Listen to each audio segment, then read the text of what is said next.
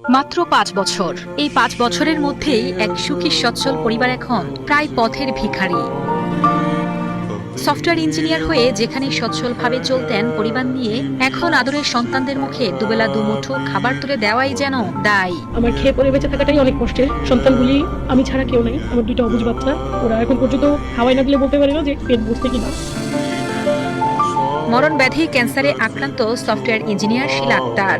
ছোট অবুঝ 2 সন্তানের মধ্যে একজনের আবার জন্মের পর থেকেই হার্টে ছিদ্র।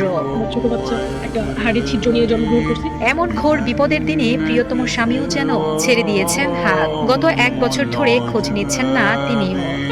কান্না করে, আমি চাই যে আমি সুস্থ হয়ে যা, একসাথে ভালো করে খাই, ভালো করে থাকি। এখনো সুস্থ হতে পারেননি তিনি। বর্তমানে শিলার চিকিৎসার জন্য সব মিলিয়ে প্রয়োজন 50 থেকে 60 লাখ টাকা, যা অসহায় শিলা ও তার পরিবারের পক্ষে জোগাড় করা কোনোভাবেই সম্ভব না। তাই অবুঝ সন্তানদের জন্য বেঁচে থাকতে সরকার সহ সামর্থ্যবানদের কাছে আর্থিক সহযোগিতার জন্য আবেদন জানান এই অসহায় মা। ومن يأمن في